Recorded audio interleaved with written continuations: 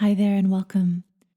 This is Julia Frodahl, and in this talk today, I'd like to offer you some ideas that can serve as a foundation to your meditation practice, regardless of which tradition or methodology you may choose. So, if you're new to meditation and you're looking for a way to start, the ideas I'll be sharing with you are a great way to start. And if you already have a meditation practice, maybe one that needs a little freshening up, I hope the ideas I'll be sharing will help re-inspire your practice. So as you listen, feel free to close your eyes, or you can take notes, whatever works best for you. Obviously, this is recorded, so you'll be able to return to these ideas anytime you'd like. You may be familiar with the quote by Antoine de Saint-Exupéry that says, "If you want to build a ship, don't herd people together to collect wood and don't assign them tasks and work, but rather teach them to long for the endless immensity of the sea." And it's in that spirit that I want to guide you towards your meditation practice. Rather than giving you specific instructions, I want to help you fall in love with the immensity of the inner sea and the deep sacredness of our world, both seen and unseen, through meditation. Because meditation is much more an art than a science. If you wanted to learn how to make a beautiful painting, a person could tell you how to use the paintbrush and teach you some things about color and technique. But the spirit of a great painting, that can only come from you, from your soul searching and the degree to which you've opened yourself to the creative spirit. The same is true with meditation. Instructions for a meditation practice are helpful, but they too will only get you so far. But teachings that turn you toward your heart and your longings, toward a quality and an approach that is loving, can set you off on a path that you can then follow and explore on your own, in your way, without limit. So what I'll be sharing with you today are teachings, not instructions. Let me start with this poem by Mark Strand called My Name. One night, when the lawn was a golden green, and the marbled moonlit trees rose like fresh memorials in the scented air, and the whole countryside pulsed with the chirr and murmur of insects, I lay in the grass, feeling the great distances open above me, and wondered what I would become, and where I would find myself.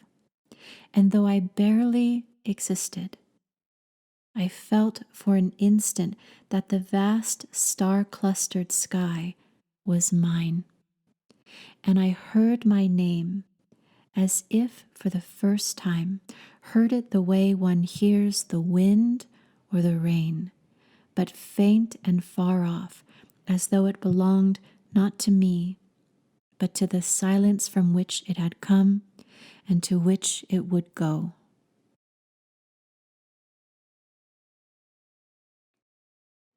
In traditional Buddhist trainings, which is the original source of most meditation practices as we know them here in the West, when one steps onto a spiritual path, the practice that is always given first, before any mindfulness or meditation practices, is a generosity practice. Why? Because the quality of relinquishing, the letting go that is central to true generosity, allows all other efforts related to the cultivation of mindfulness, compassion, joy to flow more easily. The capacity to let go is essential to those endeavors. The spiritual path tends to follow a different route here in the West because we have a need to be skillful with our minds. We are enticed through the intellect and by mental challenges. We enjoy the sense of focus and control in that. And while there are some ways in which our intellect and ambition can move our spiritual process along, our intellect and our clinging to control are also major obstacles because they are the opposite of letting go, the opposite of relinquishing. A spiritual life, which I'll define here as one in which we come to understand the interconnectedness of things, the oneness, is not an intellectual pursuit. In fact, the Buddha described the path of enlightenment as a liberation of the heart into love and connection. So it's the vast heart space that we aim to occupy in our spiritual practices, including meditation. The over-reliance on the intellect in the West, which runs concurrent with our fear of the heart space, is why many of us here mistake the aim of meditation as a training or quieting of the mind, as a practice in concentration. That part of meditation is a step in, but there is so much more. Because concentration and meditation are not the same thing. Concentration has a point of focus.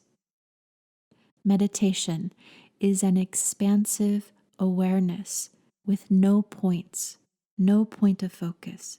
It includes everything. Concentration is about control, and with concentration, we're still in the mind. Meditation is about putting the mind and the need for control down, and instead opening up to a greater state of vastness and surrender. To be very clear, this isn't a criticism of concentration-oriented practices.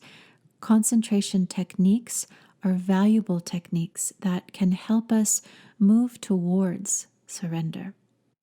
What I'm saying, rather, is that concentration is not the same as meditation, and concentration alone will not transform us.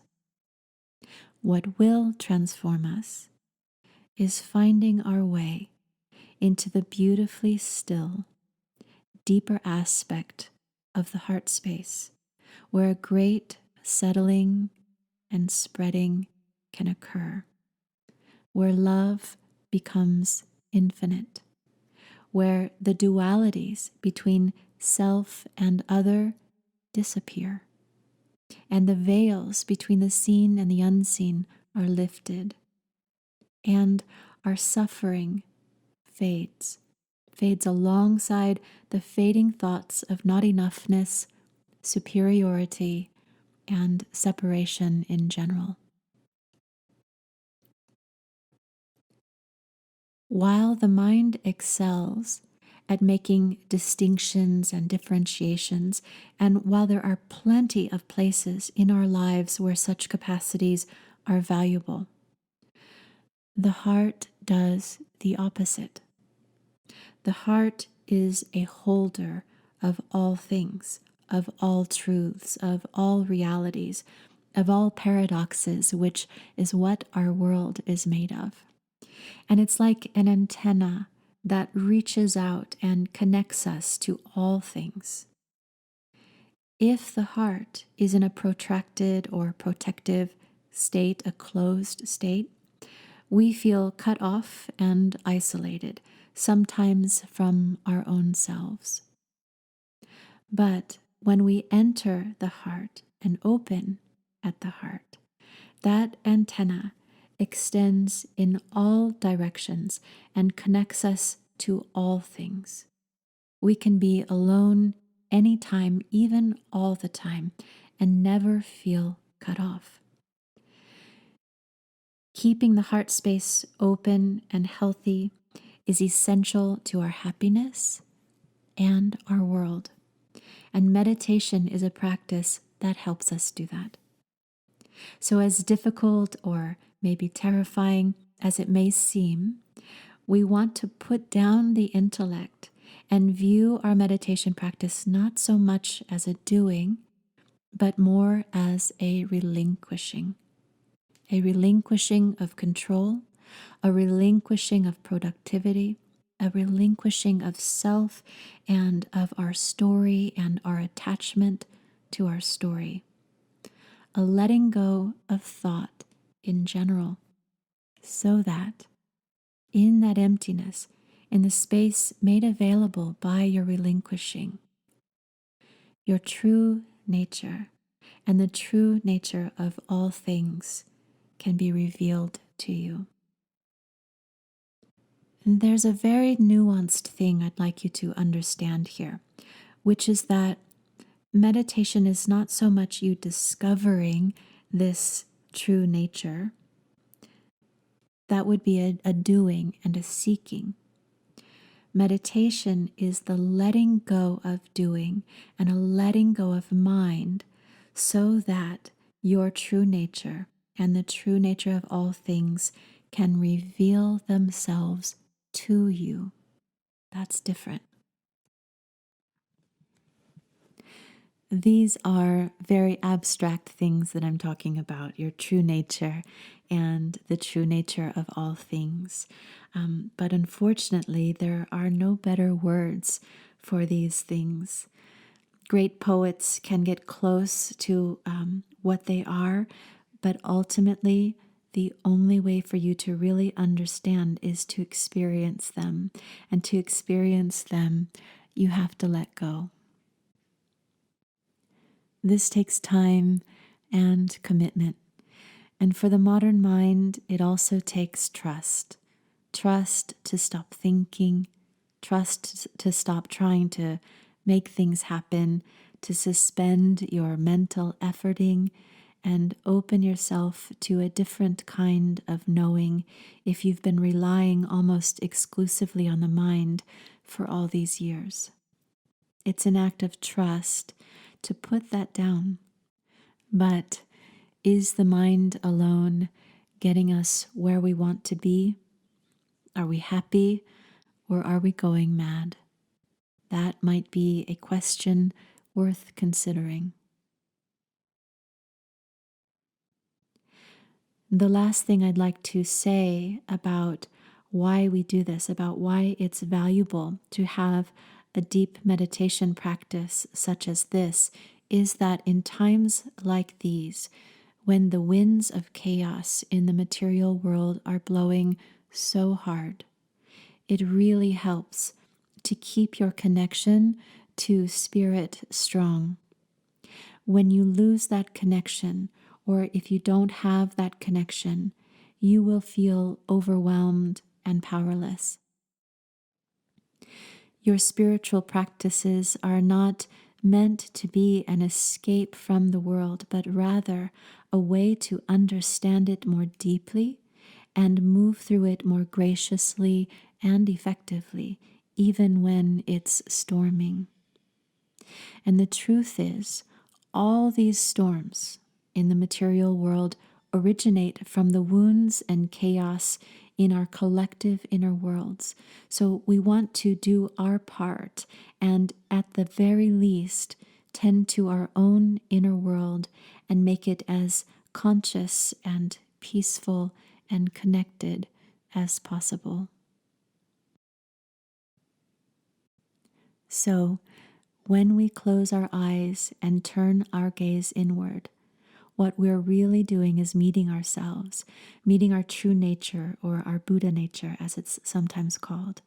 we're opening to and through the vast heart space, allowing something quiet and eternal to come forward and help you see that you're already complete, you're already perfect, and that you need not look any further for love or happiness.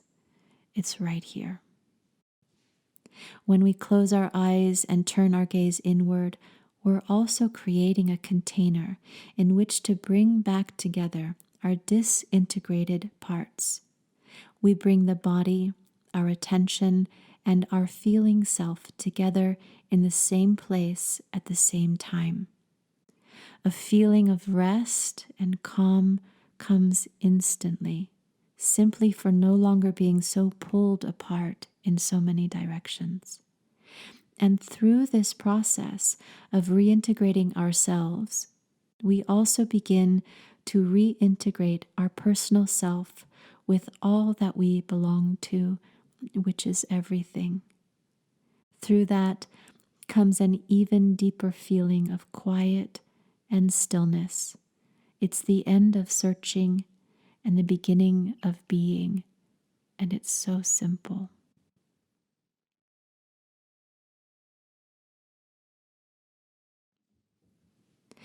Now, there are two common fears that tend to rise up when we consider the idea of encountering ourselves so openly. Maybe you've already felt them as I was speaking. One common fear is that you won't like who or what you encounter. For Westerners, with our problems with self-love, which is a large topic in my 6-week compassion immersion, if you ever decide to join me for that. Allowing one's true nature to be revealed can be a frightening idea if you believe your true nature is not good enough or that it's somehow fundamentally bad. But I assure you, nothing could be further from the truth. As you encounter your true nature, you will find there's no such thing as not enough or not lovable. Those thoughts are symptoms of the shortcomings of our modern societies, and they just aren't true. It doesn't even exist. But you can't know that just by me telling you that. You have to encounter this truth yourself. So it takes a little bit of that trust that I was talking about earlier. The second common fear is that all the undealt with pain that one has been storing away will all come up at once like some great flooding, and that it will be overwhelming and unmanageable.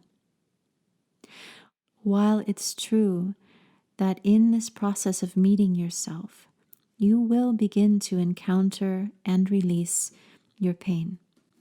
It's also true that our psyches have lots of self-protective mechanisms built into them. So this releasing doesn't happen as a flooding. It happens in manageable bits. One thing will arise, and in time you release it. Then another thing arises, and in time you release it. Until one day you're actually free of the pain you've been holding and carrying around. But it's not a flooding. So having said all that, before we go into a meditation practice together, which we will do, I'd like to offer you 4 guidelines or 4 commitments that I consider to be the foundation for any meditation practice. The first commitment is to approach your meditation from the heart and not your mind. If you approach yourself from a transactional mind that wants to check something off the self-care or spirituality list, yet is unwilling to let go even a little bit of who you think you are or your material world concerns and beliefs, from there you will not get past the shallow surface, and you're unlikely to feel engaged in your meditation, and that's going to happen sometimes. But if you approach yourself with love, with a willingness to surrender, and a willingness to meet yourself just as you are in that moment, to feel your way into the heart space so that you might saturate in the love and the belonging that it already knows. Then you will feel connected to your meditations, and you will also be transformed. This means giving your body and its nervous system the time it needs to quiet down from all the thinking it's been responding or reacting to prior to your sitting. So approach with love and patience with these intentions. That's commitment number 1. The second commitment is to be still in the body. So make sure you set yourself up comfortably enough that you won't have to adjust every few minutes. Commit to not adjusting your body every time your mind asks you to. Sometimes your mind will make up a reason you need to adjust just to distract you, because the truth is it's a little afraid of this vastness that you're opening to. But if it finds that you aren't responding to its instructions or requests to adjust, it will eventually give up. So commit to stillness, not rigidity, but stillness. And as the body finds this stillness, the mind will eventually follow. The third commitment is to allow everything about the experience to be exactly the way it is. And when I say that, I don't mean that allowing as something for your mind to do, some kind of active allowing. It's subtle, but I mean it more as a state of awareness. Just allowance and awareness of the waters moving the way they move, and drawing no conclusions about it. You simply listen like you listen to the rain, or observe the way you observe a river without needing to change it. And the fourth commitment is to be easy and light about everything, not masterful or serious, but easy and with a very light touch. So, for example, when you notice in your meditation that you've strayed with your thoughts, simply begin again with lightness and ease and friendliness. Just find the breath again. Just start again. No matter how far you may have strayed or for how long, the breath will still be right there. And so you simply begin again with a very light touch. One of the most common mistakes we make is to think meditation is complicated. We want to think that there's some secret method or secret code to crack, because then we feel skillful and important. But meditation is so simple. It's about trust and surrender. The path to surrender will be a little bit different for everyone, but that's really all it is. When you make it complicated, you work against yourself. The more simple you can get, the deeper you will go. One last thing I'd like to offer you is a simple auxiliary practice outside of your sitting practice that can help you with this letting go, which is to simply let yourself be with and in silence more often. See if you can practice not squirming and not filling the silent spaces up when they come, whether you're alone or with someone else. Silence is a profound and generous space, and within it is the same encounter with self and with what is, with what's true. That's why most people avoid it, quite frankly. But if you can learn to be with it in your daily life, you'll have a much easier time dropping into your meditations as well. There's a quote I love by Terry Tempest Williams. She wrote, "Silence introduced in a society that worships noise is like the moon exposing the night. Behind darkness is our fear. Within silence, our voice dwells. What is required from both is that we be still."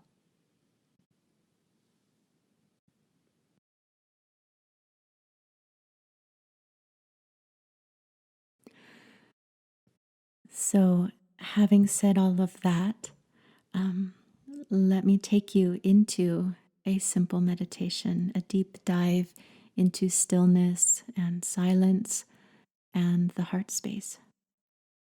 So please set up a seat that's comfortable enough that you can be still for 10 or 15 minutes. If a classical cross-legged seat is not very comfortable for you, you could sit upright in a chair or on the sofa with your feet planted flat on the ground. You could also sit up against a wall for a little support that way. It's important to have a clear, upright spine so that your heart is not hidden back and so that the body can breathe easily and efficiently.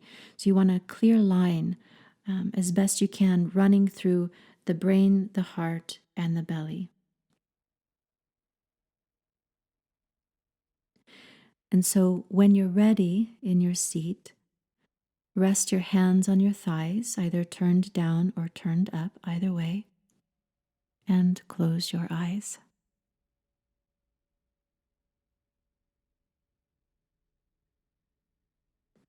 And let's start with some physical grounding. Simply become aware of the ground or the floor beneath you and your seat. If you're sitting cross-legged, this can include your legs. If your feet are planted down on the floor, become aware of that connection through your feet to the floor. And while you stay grounded and connected through your base, through your seat, let the spine straighten and lengthen itself up. And for a moment, just be in your body.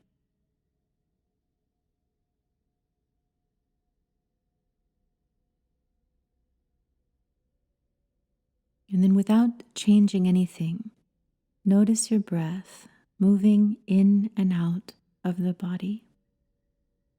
And let the belly move naturally with the breath coming and going.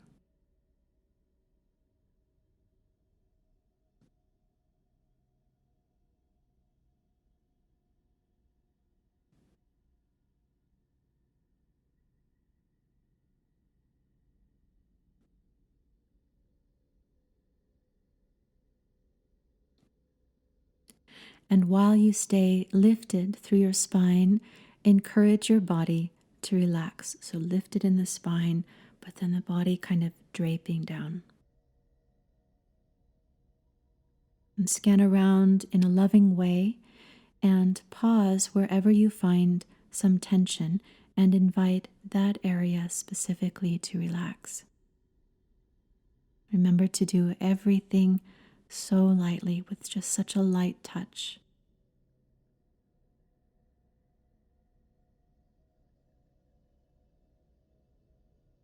Stay aware of the breath coming and going. Let your general attitude just be very soft, not in the slightest hurry to get somewhere or discover something or to get something done. Just relax into the body and the breath. Just relax into being.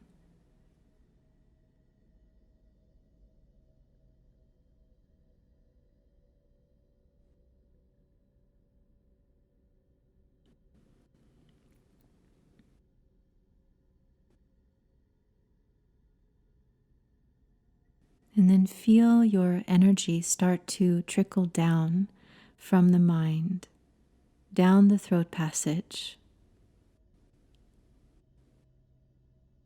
Let it trickle down into the chest and the heart space.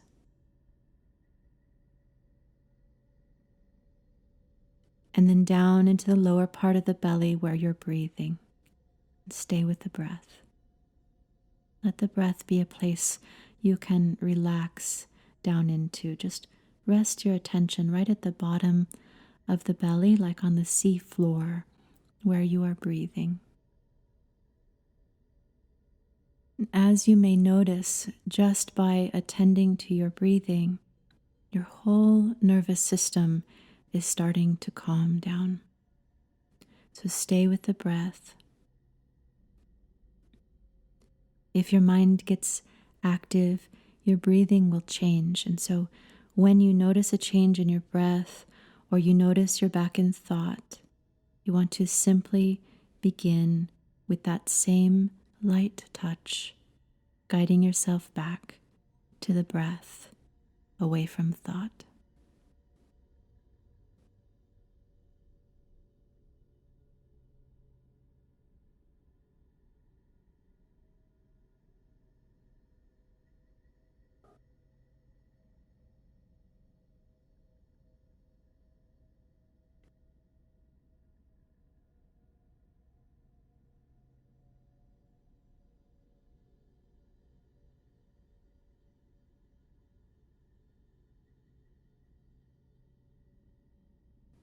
And while your breath continues, bring your awareness back up to the heart center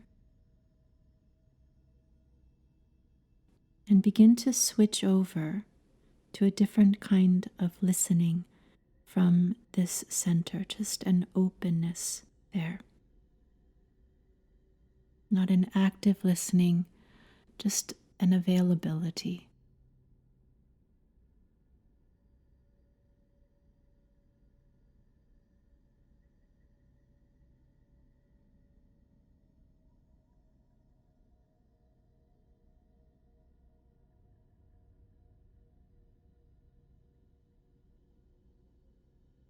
And then let that openness spread into every cell. So from the heart center, this openness spreads into every cell, awakens.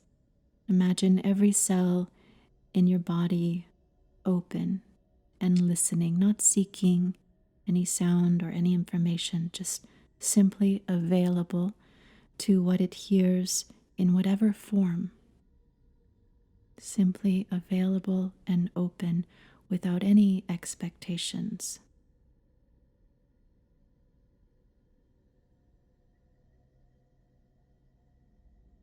Let it be really, really simple.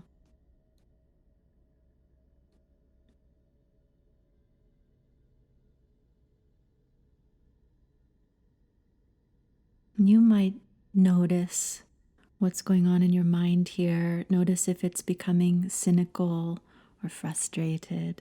Notice if it's feeling unsure if it's doing it right. You're doing it right, even with those thoughts coming up. These kinds of thoughts are normal responses to the attempt to surrender the self, to surrender the story and open. So don't try to push the thoughts or the story away. Instead, just allow the mind to go through its process without you. If you try to push the thoughts away, the mind has already won because it has taken your attention.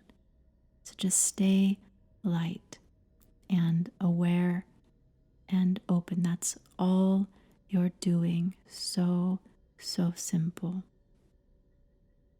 For as long as you try to do it right from your mind, you won't be in the feeling of it. You have to relax a little bit and trust a little bit.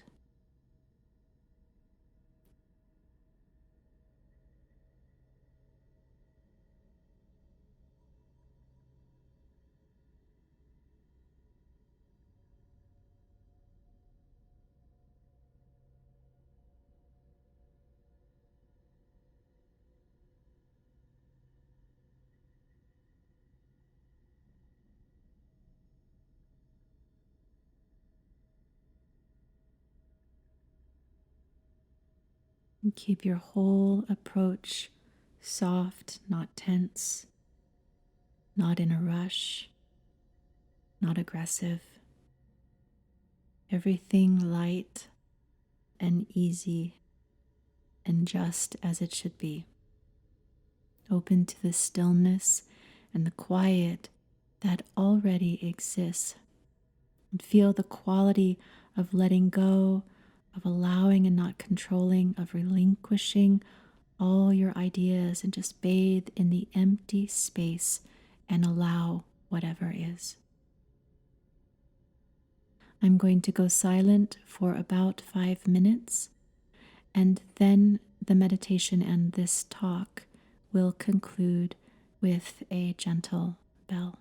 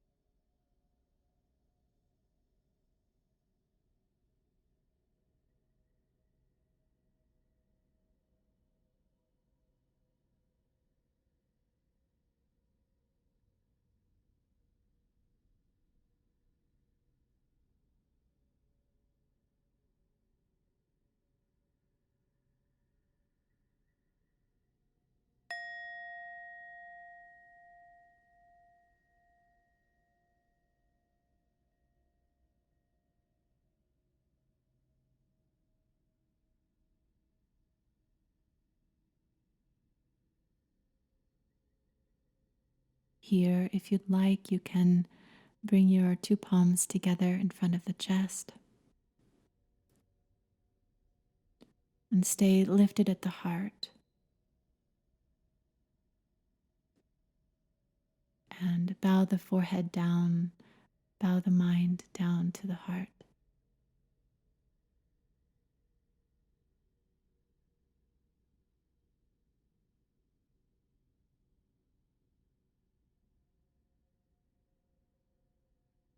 And then you can release the hands down, and you are welcome to linger in the space here for a little longer if you'd like, or you can complete your practice here for today. Thank you so much for joining me.